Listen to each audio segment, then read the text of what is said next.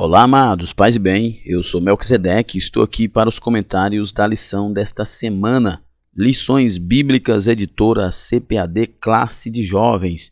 Estamos iniciando mais um trimestre das lições bíblicas da editora CPAD da Classe de Jovens, aqui pelo ebdinfoco.com. É isso mesmo, nós estamos iniciando o segundo trimestre de 2024. E nós estaremos estudando nesse trimestre uma revista que terá como tema Padrão Bíblico para a Vida Cristã, caminhando segundo os ensinos das Escrituras Sagradas. Nós iremos estudar sobre a grandeza e o poder do Evangelho de Deus como padrão bíblico, para a nossa vida, como padrão de conduta para a nossa vida, forma como a Bíblia diz que nós devemos nos conduzir, que nós devemos ter a nossa caminhada no nosso dia a dia. Por isso o tema da nossa revista Padrão Bíblico para a Vida Cristã, caminhando segundo os ensinos das Sagradas Escrituras. Muito importante você está conosco nesse trimestre, jovem, professor, você, pai, mãe, venha conosco nesse trimestre aprendermos da Palavra de Deus. É um tema sensacional esta revista nesse segundo trimestre de 2024. O comentarista da revista é o pastor Alexandre Coelho e durante esse trimestre nós iremos estudar 13 lições com os seguintes temas. A lição de hoje, a primeira lição, tem o tema realidade da fé cristã. Depois estudaremos a segunda lição com a realidade do Deus da Bíblia. Terceira, a realidade bíblica do pecado. Quarto, a realidade bíblica da salvação. Quinta lição, a realidade bíblica da santificação cristã. Sexta lição, a realidade bíblica do cuidado com o corpo. Sétima lição, a realidade bíblica do casamento. Oitava lição, a realidade bíblica do trabalho. Nona lição, a realidade bíblica das finanças. Décima lição, a realidade bíblica do Senhor Jesus Cristo. 11ª lição, a realidade bíblica da esperança. 12ª lição, a realidade bíblica do evangelho na cultura. E a 13ª lição, a realidade bíblica de uma fé que faz a diferença. Então estaremos estudando nesse trimestre com esta revista um conteúdo voltado para a ética cristã, um conteúdo voltado para a prática, para o dia a dia de cada cristão. Por isso que é importante que nós estejamos juntos nesta jornada para aprendermos mais da palavra de Deus, para aprendermos qual é o padrão bíblico para a nossa vida cristã, para aprendermos caminhar segundo os ensinos de Jesus nas Escrituras Sagradas. Então é isso aí, meu irmão. Vamos juntos nesta caminhada que é muito importante para a nossa edificação e para a bênção das nossas vidas e das nossas famílias. Lembrando que o ebdinfoco.com está disponibilizando para você slides em PowerPoint da revista de discipulados, A revista de 2 ciclos, e nós estamos apresentando aqui o primeiro ciclo, e você vê aqui na nossa tela o cronograma de postagem das lições. Para mais informação, você acessa ebdinfoco.com e já na primeira página do site ebdinfoco.com você já tem todos os links para você acessar e se informar mais sobre os slides em PowerPoint da revista de discipulados.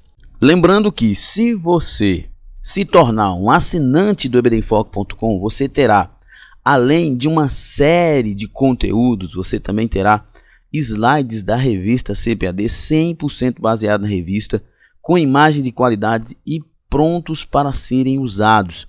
É isso mesmo. Acesse ebdinfoco.com, entre em contato conosco pelo WhatsApp e conheça mais sobre todo o conteúdo do ebdinfoco.com, especialmente os slides da revista CPAD. Nós temos experiência na produção de slides e subsídios da revista CPAD desde 2016 e já fizemos mais de 750 slides e você pode baixar todos eles aqui no ebdenfoco.com. É isso mesmo, acesse ebdenfoco.com e você verá todo esse conteúdo. Seja um assinante do ebdenfoco.com e você terá acesso a todo o conteúdo que o ebdenfoco.com produz. Nós temos uma equipe qualificada que se dedica toda semana para entregar um conteúdo de qualidade. Então acesse o site ebdenfoco.com e conheça muito mais do conteúdo do ebdenfoco.com. O conteúdo da assinatura contém os slides de adultos, slides de jovens, mais bônus, slides de escatologia, slides de discipulado, sermões em PDF, mais de 70 sermões em PDF para você ministrar na sua igreja, curso básico de teologia produzido por teólogos aqui do ebdenfoco.com, todos formados em teologia, todos com gabarito, com envergadura teológica para escrever esse curso teológico, para ministrar as aulas, e cursos diversos, incluindo cursos de capacitação para professores, o que é muito importante para professor da EBD. Então, é isso aí, acesse o site ebdenfoco.com ou entre em contato conosco pelo WhatsApp para mais informações. Se você acessar ebdenfoco.com, já na primeira página você vai ter muita informação de como acessar todos os conteúdos do ebdenfoco.com e também todos os contatos disponíveis para você entrar em contato com a equipe do ebdenfoco.com. Muito bem, então vamos para o nosso comentário. O texto principal da nossa lição diz: inclinai os ouvidos e vinde a mim, ouve, e a vossa alma viverá, porque convosco farei um concerto perpétuo, dando-vos as firmes beneficências de Davi. Nós temos aqui um texto no livro do profeta Isaías, capítulo 55, verso 3, e a palavra principal aqui desse texto é: inclinai os ouvidos, vinde a mim e ouçam, né, a palavra de Deus, ouçam o que Deus está falando. Deus tem um conserto, Deus tem bênçãos, Deus tem uma salvação para nós e nós precisamos inclinar os nossos ouvidos e ouvir o que Deus está falando conosco. A fé cristã permanece sendo relevante e necessária para a humanidade, diz o resumo da lição. Aqui o resumo da lição está nos alertando que a fé cristã ainda é relevante e necessária para a humanidade e continuará para todo sempre. O objetivo da lição: compreender a origem da fé cristã. Estaremos estudando sobre isso. Saber que a ética cristã nos ajuda a entender o que é certo e o que é errado. Isso é um valor que está basicamente centrado na ética cristã. E conscientizar da importância da mensagem do cristianismo para os nossos dias. A única mensagem de fato de esperança e que é poderosa. Os textos bíblicos, nós temos Evangelho de João, capítulo 1, do verso 14 até o verso 18. Eu não vou me deter no texto por uma questão de tempo. E nós temos também Evangelho de João, capítulo 17, verso 14 a verso 17. Então você faz aí uma pesquisa, um estudo sobre esses textos e nós aqui vamos continuando com o comentário. Introdução. A fé cristã está presente em praticamente todas as partes do planeta.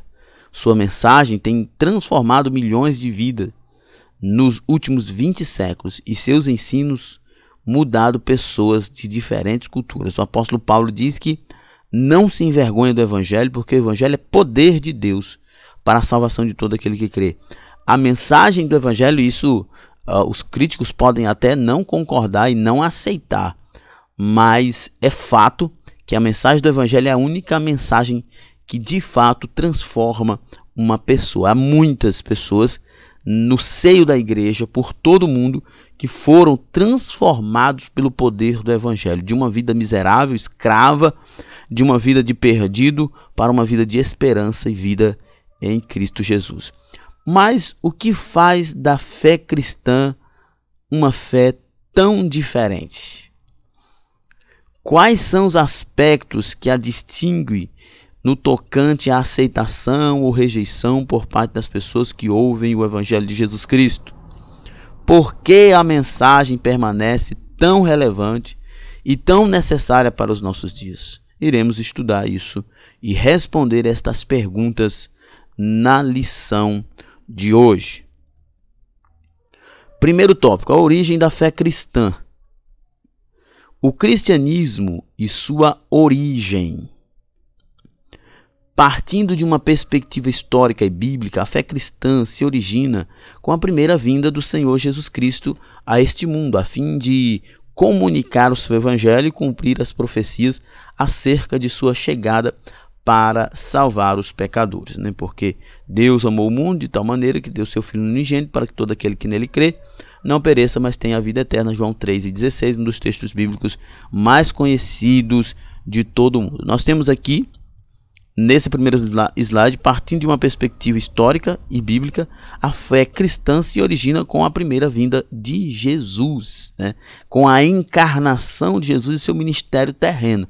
Ainda que o Velho Testamento, né, a lei, os profetas e os livros históricos de Israel fazem parte do contexto da nossa fé, mas a fé cristã, no sentido técnico, começa com o advento, com a encarnação de Cristo há 20 séculos atrás.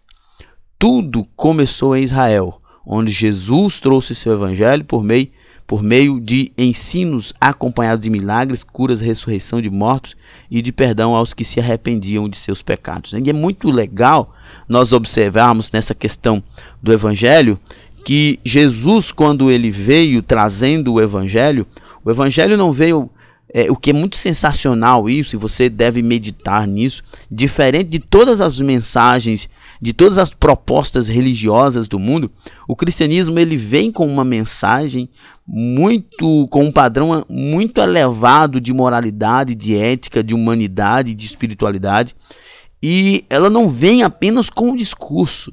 O apóstolo Paulo fala isso, nossa pregação não consiste em palavras persuasivas de sabedoria humana, mas na unção e no poder do Espírito Santo, o que é muito importante e que é um diferencial enorme em relação à mensagem cristã, é que a mensagem cristã ela sempre vem acompanhada com o poder para operar milagres, cura, ressurreição de mortos, e o poder para transformar vidas, trazendo perdão aos que se arrependem dos seus pecados. Nenhuma outra visão religiosa, nenhuma outra ideia religiosa é tão poderosa e tão bem elaborada e organizada como o cristianismo. Por isso ela é tão relevante no mundo e resiste a tantas perseguições, porque ela de fato é um milagre, porque de fato o que Paulo diz é muito verdadeiro. O evangelho é poder de Deus e Deus é soberano.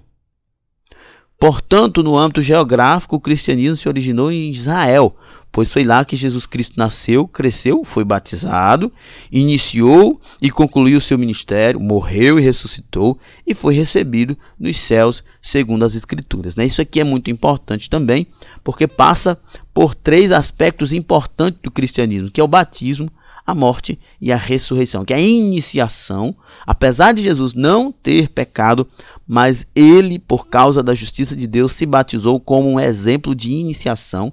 Todo mundo que aceita Jesus precisa passar pelo batismo. Depois nós temos um fator que é substancial, a morte. Sem a morte de Cristo, como diz o escritor aos Hebreus, sem derramamento de sangue não há remissão de pecados, E a sua ressurreição, que, segundo os historiadores, pesquisadores bíblicos, é o pilar central de todo o cristianismo. Que Jesus poderia ter sido batizado, poderia ter morrido, mas o cristianismo não subsistiria se ele não tivesse ressuscitado. Então nós temos cada um no seu propósito, mas sem dúvida o que garante, o que assegura a realidade do cristianismo é que Jesus, de fato, morreu, mas ressuscitou. Jesus treinou em seu ministério terreno discípulos que, após a vinda do Espírito Santo, foram se espalhando pelo então Império Romano, de tal forma que a fé cristã foi crescendo e alcançando o mundo então conhecido. A expressão cristianismo vem de um nome dado aos seguidores de Jesus que estavam em Antioquia da Síria. E esse nome era cristãos. Lá em Atos 11, 26 a gente pode ver isso. Antes eles eram chamados de seguidores do caminho, uma alusão à fala de Jesus em João 14,6, onde ele diz que é o caminho, né? Ele diz: eu sou o caminho, a verdade e a vida, o caminho para chegar a Deus. Antes, os discípulos eram conhecidos como os seguidores do caminho, o povo do caminho, mas depois passou a ser chamado de cristãos, que significa o pequeno Cristo, e é desta expressão que vem o cristianismo, ou os praticantes do cristianismo. O cristianismo e seu livro. Uma fé tão sólida precisa estar pautada em uma revelação sobrenatural divina. Mas essa revelação deve estar disponível de forma escrita para que seja preservada a sua mensagem no discurso do tempo, além de lida, consultada e estudada. Isso aqui é sensacional, eu acho muito maravilhoso essa questão aqui. A fé cristã é tão sólida porque ela tem uma revelação sobrenatural e divina. Ela não é a invenção de homens, ela é a vontade de Deus, né? O professor pode discutir isso com seus alunos ou meditar nessa verdade com seus alunos. A fé cristã é tão sólida e ela é tão poderosa e permanece, tem resistido os séculos de perseguições, de infiltração da malignidade da cultura, e ela tem resistido e permanecido e sido poderosa para transformar vidas, porque ela é uma revelação sobrenatural divina. Ela não é a ideia de homens, ela não são doutrinas de homens, é a vontade de Deus. Ela é tão poderosa quanto o seu Criador, quanto Deus, porque ela é inerente ao caráter de Deus. Esse livro que contém essa revelação divina é a Bíblia, e sua existência é um milagre. A história prova que a existência da Bíblia é um milagre porque passa pela vontade de Deus. A Bíblia e sua mensagem têm sido um incômodo para aqueles que buscam desacreditar a fé em Deus, o sacrifício de Jesus e a presença do Espírito Santo conosco. Dei-lhes a tua palavra e o mundo os odiou, porque não são do mundo, assim como eu não sou do mundo. Acho muito interessante, muito legal Jesus dizer isso aqui. E ele fala num sentido assim afirmativo. Eu dei a minha palavra para estas pessoas e o mundo odiou. Porque a minha palavra contém valores, padrões elevadíssimos que o mundo odeia. O mundo odeia. Por que o mundo odeia a Bíblia?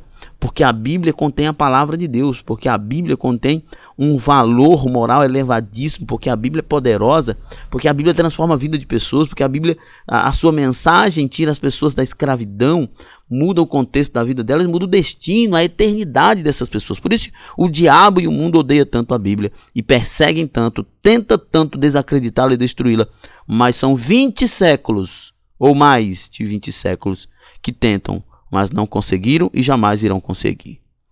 Por isso a fé cristã a valoriza acima de qualquer outro livro, tradição, pensamento humano ou qualquer prática que possa colocar em xeque a sua veracidade e inspiração, pois ela veio de Deus. É por isso que, não me lembro exatamente aqui, mas penso que pode ter sido João Calvino que disse que a Bíblia é nossa única regra de fé e prática, ou seja, a Bíblia, nós cremos no que a Bíblia diz e devemos praticar o que a Bíblia diz que devemos praticar. Nós cremos na Bíblia e nós cremos no que a Bíblia diz. Nós cremos em tudo o que a Bíblia diz e não cremos em nada fora do que a Bíblia diz. Se a Bíblia não diz, não tenho nenhuma obrigação de parar para ouvir, de entender como verdade, porque a Bíblia é a verdade. O cristianismo e sua mensagem. O cristianismo se baseia em algumas primícias bem simples e diretas. Isso é muito sensacional, né? Por exemplo, a primeira é que Deus existe e que criou todas as coisas, né? Pode parecer muito difícil, como os cientistas tentam provar a existência de Deus e provar a criação das coisas por Deus. As pessoas podem inventar essas questões polemizá-las, né? Mas não se baseia em uma coisa extravagante. Se baseia em princípios bem básicos. Existe um Deus que criou todas as coisas. Essa é a premissa central do cristianismo, né?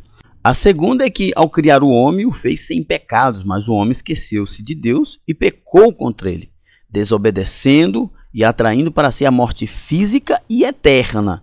Contudo, o cristianismo também ensina que Deus iniciou o processo de redenção da humanidade por meio do plano da salvação. Né? Que, se a primeira premissa do cristianismo se baseia na ideia de que existe um Deus e é criador de todas as coisas, se baseia também na ideia de que Deus criou o homem puro, porém o homem desobedeceu, pecou, mas Deus tem o plano da redenção. Deus tem o plano da salvação, o plano da redenção e o plano da salvação, que não tem, né, elaborado e tão sólido, né, consistente, nenhuma outra religião tem como o cristianismo tem.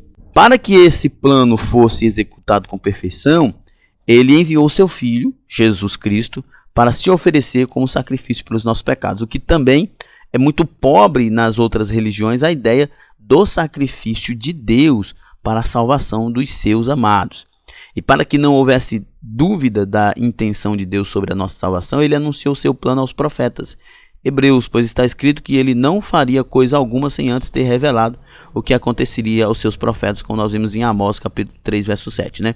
E nós vemos no Novo Testamento, por exemplo, os apóstolos Pedro, Estevão, Paulo, Tiago, João, enfim, todos esses apóstolos, quando mostram alguma pregação deles no Novo Testamento, eles se baseiam basicamente nisso. O centro das suas mensagens são essas, né? Jesus Cristo é o Messias de Deus. Ele foi profetizado, prometido nos profetas por Deus.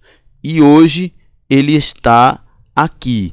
Morreu na cruz, ressuscitou, foi para o Pai e enviou o Espírito Santo. Ele é o Cristo de Deus, o Salvador. Estes, por revelação divina, passaram a mensagem adiante. A palavra de Deus é a certeza de que as profecias se cumpriram em Jesus. Portanto, o cristianismo não se baseia somente na perspectiva de que o homem é pecador e está afastado de Deus, né? Tem todo o propósito, tem todo um projeto, né? Nós vemos, como falou na primeira premissa, né, que Deus é criador de todas as coisas, inclusive do homem, mas o homem desobedeceu, mas não ficou por aí. Deus também tem o plano da redenção. Se fosse somente essas as verdades a serem apresentadas, o cristianismo seria uma fé sem esperança, né? Se fosse basear somente na verdade de que Deus é criador de todas as coisas e de que o homem é pecador. Mas não, Deus é criador de todas as coisas, o homem pecou contra Deus, mas Deus traz a salvação, Deus traz a redenção, a reconciliação, a restauração das pessoas para Ele. Contudo, o mesmo Deus que trouxe a revelação de que o homem é pecador é o mesmo que proveu a salvação para a humanidade, né? Que acabamos de falar, o que concretiza todo o projeto, porque o projeto precisa também de uma mensagem de esperança. A partir dessa breve perspectiva, é necessário tratar de um ponto muito necessário para que se possa entender o motivo de o cristianismo ser aceito ou rejeitado pelas pessoas. A definição de certo e errado. É por isso que Jesus disse: olha, eu dei a eles a tua palavra e o mundo odiou, porque a tua palavra é a verdade. Né? Jesus diz isso. Eles não odiaram simplesmente porque odiaram porque foram confrontados com a verdade. Né? A Bíblia, quando apresenta a verdade, confronta, ofende o mundo cheio de pecado. Segundo tópico, a fé cristã e os valores absolutos. A ética, o certo e o errado. Sempre que agimos em alguma área da vida, tomando decisões que causarão impacto em nosso futuro, somos forçados a avaliar com base nos resultados obtidos, se o que fizemos foi certo ou estava errado. Essas duas palavras são cruciais para que possamos compreender uma das mensagens do cristianismo, pois o que fazemos aos olhos de Deus é classificado dessa forma: está certo ou está errado. Não existe meio termo. Eu sempre costumo dizer que duas pessoas não podem olhar para a mesma verdade e entendê-la de forma diferente, ou interpretá-la de forma diferente. Porque ou um está certo e o outro errado, ou o outro certo e um errado, ou os dois está errado e Deus certo.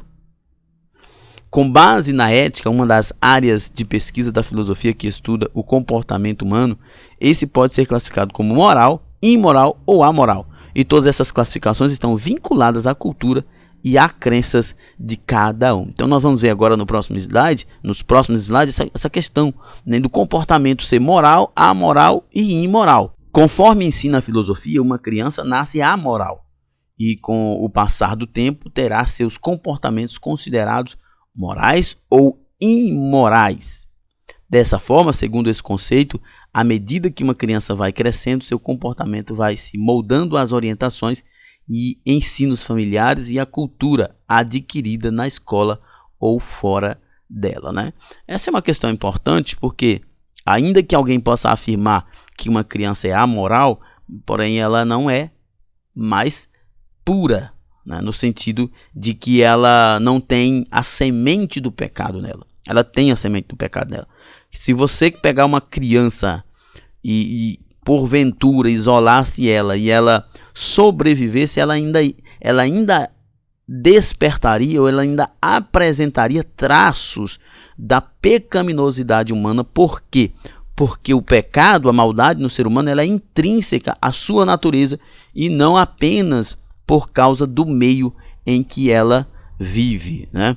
Algumas religiões não procuram avaliar se os atos de uma pessoa são certos ou errados, bem como a consequência deles para a eternidade. O cristianismo ensina que quando uma pessoa erra, praticando algo que Deus condena, tal ato é chamado de pecado, uma ofensa direta contra Deus, o Senhor, ainda que tal ato tenha sido praticado contra uma pessoa ou contra a si mesmo, né? Ainda é.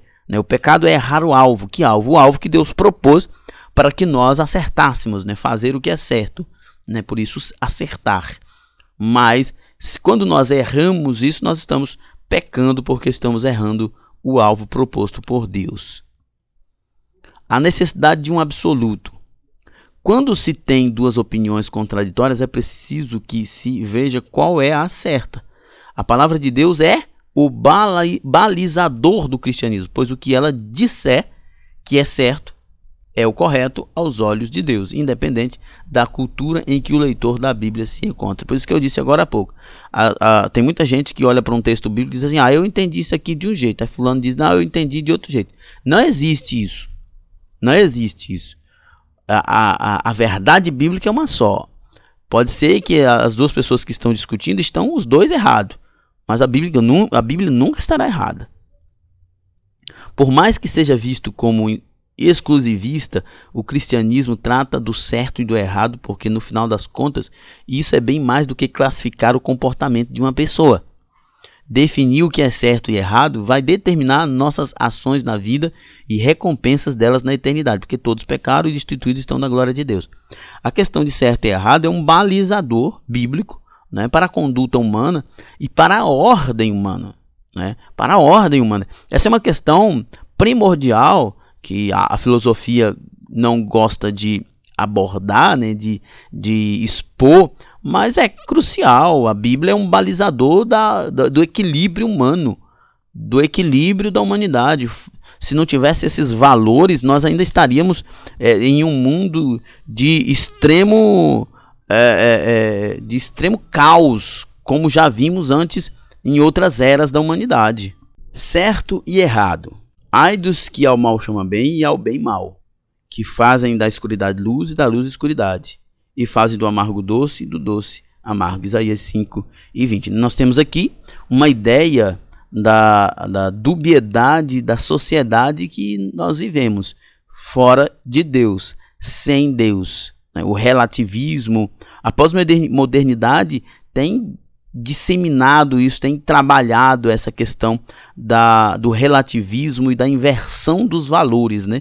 Que é como o profeta Isaías está dizendo aqui, que faz da luz trevas, né? Que faz do amargo doce, e o contrário disso, né? Faz do mal o bem e do bem o mal. Essa é a realidade da humanidade sem Deus. Na contramão do que o pensamento dos nossos dias tenta impor, de que não há um padrão de certo e errado no que tange ao comportamento humano, a Bíblia aponta que, aos olhos de Deus, há sim o certo e o errado, o sagrado e o profano, e tal orientação se baseia na natureza do próprio Deus, no seu caráter, né? Aquilo que alguém fala se baseia muito no que ela é, e Deus fala que há certo e errado, e se de fato há, ele tem padrões para isso. Por quê? Porque ele é Deus, porque as coisas que ele fala e faz são inerentes a quem ele é. Se ele diz que há certo e errado, é porque há padrão de certo e errado. O certo é fazer a vontade do Senhor revelada na sua palavra. E o errado é cometer pecado. Quando pecamos, nos colocamos contrários a Deus e sua lei, atraindo para nós mesmos o juízo divino. Eu falei agora há pouco sobre a questão de errar o alvo. Pecado é errar o alvo, num sentido bem técnico, e traz a ideia de que Deus tem um propósito para nós, Deus tem um alvo para nós alcançar, que é viver uma vida pura, uma vida de amor ao próximo, de amor a Ele, de glória a Ele, de serviço a Ele, e nós erramos isso. Então nós pecamos porque erramos aquilo que Deus propôs para nós. Terceiro tópico, a mensagem do cristianismo para os nossos dias. Cristianismo tem uma mensagem de esperança. Disse certo pensador que quando acontece uma desgraça no mundo, as pessoas tendem a perguntar onde estava Deus naquele momento. Mais do que dizer onde ele está, a resposta mais acertada é mostrar que, apesar das coisas ruins que acontecem no mundo em que vivemos, como guerras, pestes, terremotos e fome, a palavra de Deus nos aponta que aqueles que creem em Jesus têm uma esperança que vai além do pensamento humano. Ainda que alguém fique nessa perguntando, por exemplo, eu estava inclusive pregando esses dias numa igreja em Marabá e falando sobre essa questão, que as pessoas pensam que por causa de todas as misérias que acontecem, que todos os problemas que tem na humanidade, que Deus não está operando. Mas em cada momento que você percebe uma pessoa que estava perdida, que estava desenganada e foi restaurada, foi perdoada, foi curada, é o reino de Deus operando, é Deus salvando. As pessoas vivem num mundo de miséria, num mundo de pecado, isso não é culpa de Deus, é culpa delas mesmas. Mas mesmo assim, Deus ainda está operando e salvando vidas, transformando vidas, senão nós certamente estaríamos num caos muito maior. Enquanto as pessoas se prendem ao presente, buscando achar o Senhor do seu próprio mundo, o Todo-Poderoso estipulou que o caminho para se chegar a Ele é por meio de Jesus Cristo. João 14,6 disse Jesus, eu sou o caminho, a verdade e a vida, e ninguém vem ao Pai senão por mim. Todo mundo, até mesmo quem diz não acreditar em Deus, em algum momento se refere a Deus como alguém superior e como alguém que comanda todas as coisas, que a gente deseja chegar até Ele para ter alguma coisa, mas a questão é que sem Jesus nós não chegaremos a Deus. Sem Jesus nós não teremos comunhão com Deus. Sem Jesus nós não teremos o perdão de Deus. Numa era onde as pessoas tendem a ser refratárias, ou seja, intolerantes, resistentes a más notícias, a Bíblia Sagrada não se furta ao ato de comunicar ao homem a sua situação real. Ele é pecador, precisa se arrepender de seus pecados e que, apesar dessa situação, Deus proveu a salvação de que o ser humano necessita. Apesar das pessoas serem refratárias, resistentes, intolerantes com a verdade, que é uma verdade muito dura, mas essa é a verdade. O ser humano é pecador e precisa de arrependimento. Se ele não se arrepender, ele vai ser condenado. Se ele se arrepender, ele será perdoado e transformado. Isso é verdade. Isso não adianta nós tentarmos rechaçar isso, dizer que isso é uma mensagem muito pesada, mas esse é o fato. O ser humano é pecador e se ele não se arrepender, ele vai para o inferno. A salvação de Deus é para todos. Da mesma forma que o pecado entrou no mundo por um homem, Deus também proveu a salvação para todos por meio também de um homem, Jesus, né? Romanos 5, 18 a 19 diz: pois assim como por uma só ofensa veio o juízo sobre todos os homens para a condenação, assim também por um só ato de justiça veio a graça sobre todos os homens para a justificação da vida, né? O primeiro homem que trouxe o pecado é Adão, e o segundo homem que trouxe a redenção é Jesus.